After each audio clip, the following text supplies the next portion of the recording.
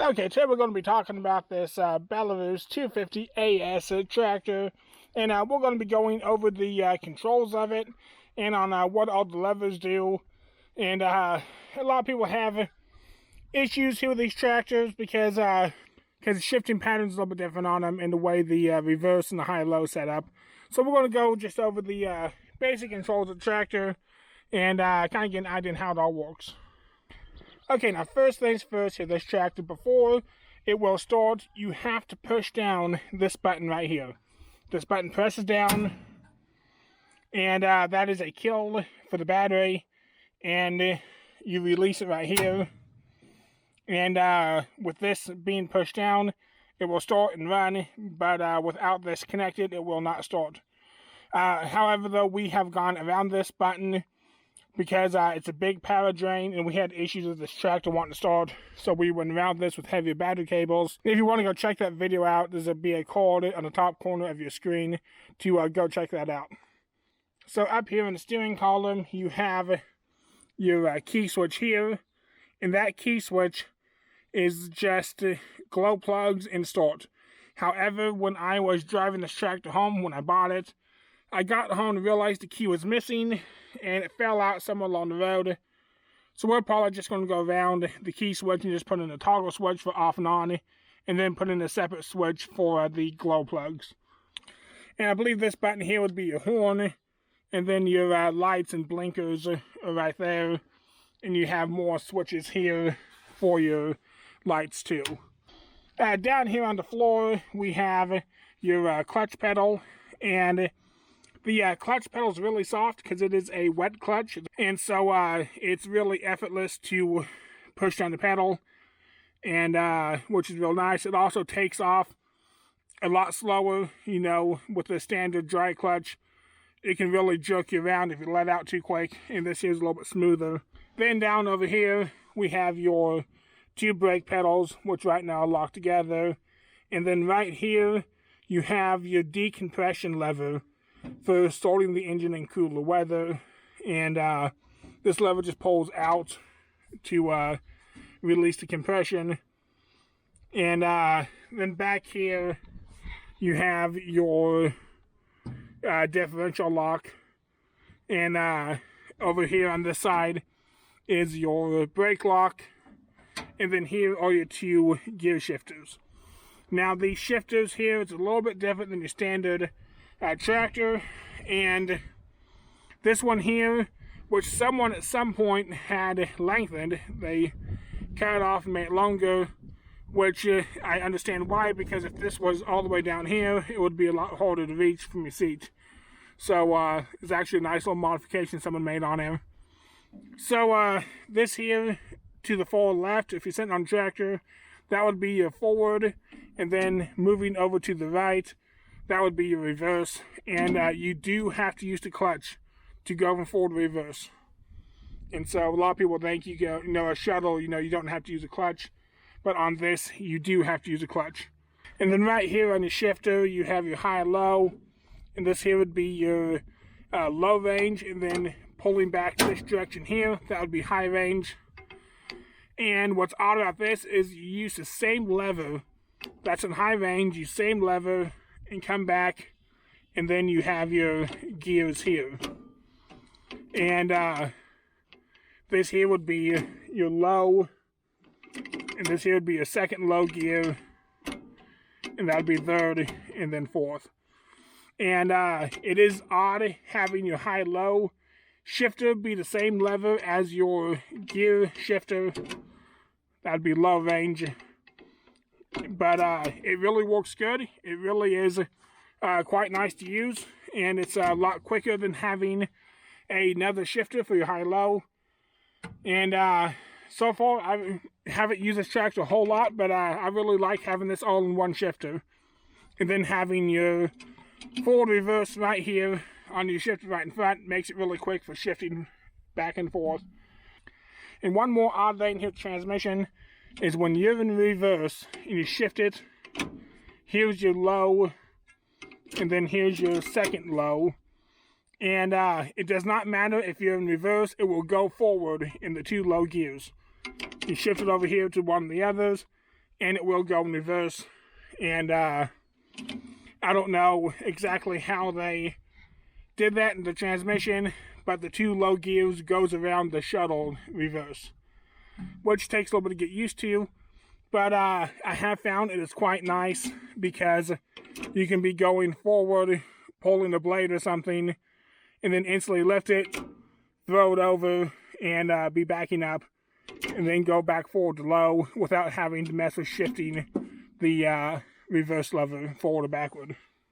Also down here, I weighed down the clutch pedal so I could shift the gears here because, put it neutral, because with this clutch pedal out, then it will not shift gears. It has a lockout. It will not go in any gear. So the clutch pedal has to go down. It's kind of a nice safety. So if your clutch pedal is not pressed down, then it will not go in or out of gear. So let's go ahead and walk around, hit the side tractor. And yes, I am aware I have a low tire. I have a new set of front tires I'm going to be putting on this here in the next week. But here on the engine, these tractors ran a air-cooled 2-cylinder engine. You can see the fins there on the jugs, and it's really kind of interesting having a air-cooled engine. And it's actually quite nice for a lot of stuff because you don't have a radiator for sticks to poke through. This tractor is very simple and really seems easy to work on, really easy to get to everything on here. There's a few things that need a little bit of work, like this here is stuck. This is a primer for the injection pump, again for storing in the colder weather. Being these are Belarus tractor, they're designed to store in really cold temperatures. And so they have a lot of these interesting features that tractors normally don't have. And you can notice in how clean this tractor is. There's no grease buildup, there's no oil leaking anywhere. This is a really clean tractor. It only has 329 hours on a working hour meter. And it just is really clean and just is a really nice shape. But this one here has had some modifications. As you can see on the steps going up, they wind them, which really makes it easier to get on. So I have no complaints about doing that. Let me pop the hood here. It has a spring latch here on both sides. This tractor here also has the weights on the front end, which are nice to have on there.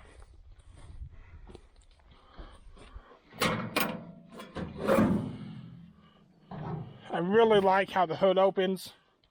It really opens up everything, and you can walk on just about anything with leaving the hood on it. And as you can see here on this side, you have your fan here to keep it cool, and has a really big fuel tank with the world's biggest cap on it. I don't know why the cap's so big. And here, I don't know if you can see in here, but it has a gas gauge, a diesel fuel gauge here, which is kind of interesting. A lot of times I have to try to find a stick or something to dip down in, and that's a lot cleaner, something like that. It would be more convenient to have a gauge on the dash, but I'll take that stick anytime over nothing. And again, you can see on how clean this tractor is on the inside of the hood and the fuel tank. And down here on the front, I don't know if you can see on how there's nothing leaking off the front main seal. And I've used this tractor for a little bit, and I always park it in the same spot, and I haven't noticed any oil spots under it. So it's really a pretty clean tractor here so far. And as you can see on the sticker here, it says that this tractor was made for the American market, meaning that this is not a gray market tractor. This was made for the US. And as you can see here on top of the engine, it's really nice how it has the loop here for if you ever need to pull the engine. And it has another loop here on the back. I don't know if you can see that right down in there. And so that's really quite nice to have for if you're ever working on a tractor, having stuff like that. It really makes it convenient. And then over here you can see the rest of the controls. And these here are your hydraulic levers for the this one here to be 3-point, and then this one here is your auxiliary. And technically they're hooked up backwards, and I need to switch the hoses because this one here should be auxiliary and this one here should be 3-point, because this lever here is a lot easier to reach from the seat than this one here is sticking way out here. So I need to switch around hoses. So but technically it really doesn't matter which one is which, because they both work just fine, but it just would be more convenient to switch the hoses around. So as I said earlier, this here is your parking brake, and this here actually has a foot throttle, which is really kind of handy to have if you want to get just a little more throttle when you're in a pinch. And up here you have your hand throttle here. And then right here is your lever for the PTO. And it is a live PTO, meaning you can push in the clutch and the PTO keep spinning. Unlike older tractors were not live, so whenever the clutch went in, then the PTO stopped. And then right here behind the seat, it has this little ring right here. And this here actually has a sticker on it saying that for in colder weather, you put this on the front here. As you can see, it's a little bit bent up. But that goes on the front here, and it helps it stay warmer in really cold weather. This is another thing I was saying that it's kind of a unique feature for the cold weather, and it's kind of cool that it still actually has this.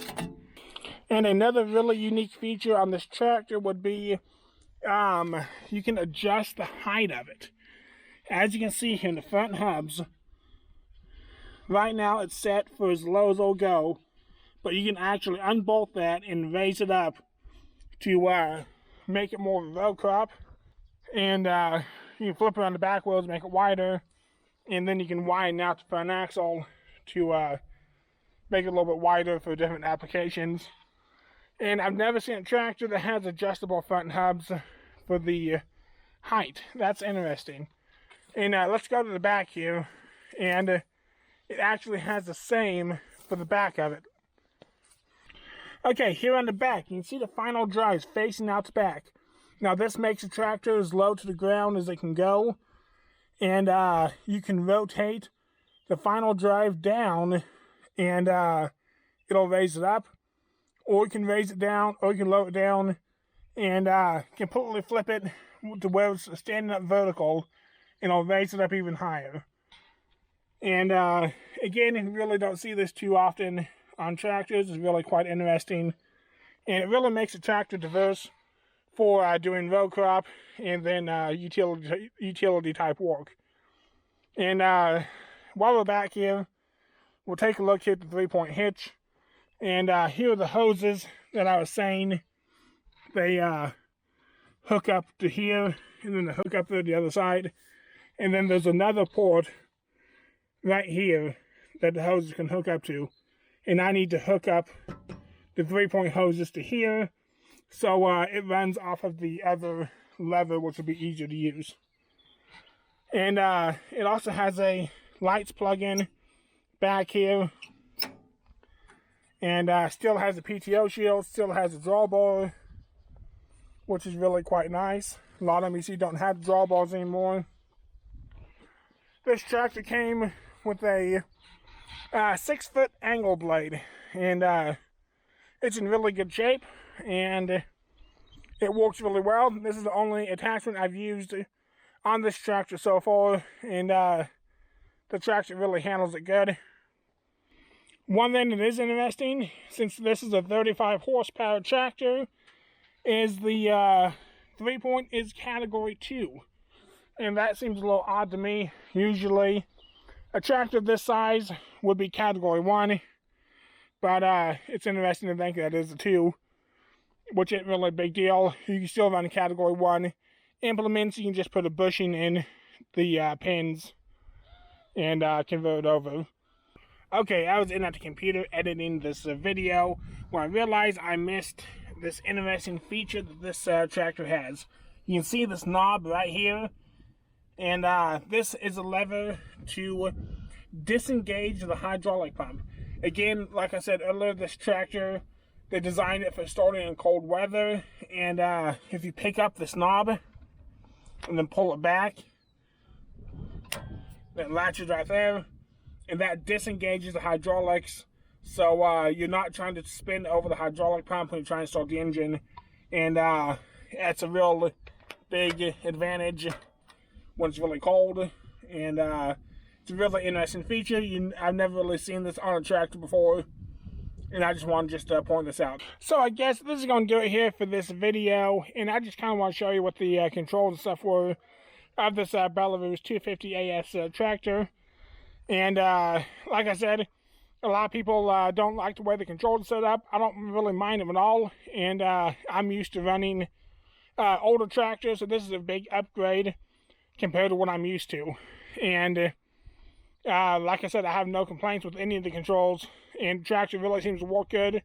Runs great, always starts, and gets incredible fuel mileage.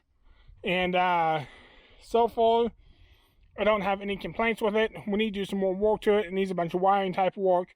So be sure you subscribe and hit the notification bell so you're notified when I'll be doing more videos on this tractor. Leave comments down below if you have any questions, or if you have information yourself, feel free to post it. And be sure to like the video if you like it. I appreciate you guys watching, and I'll see you next week.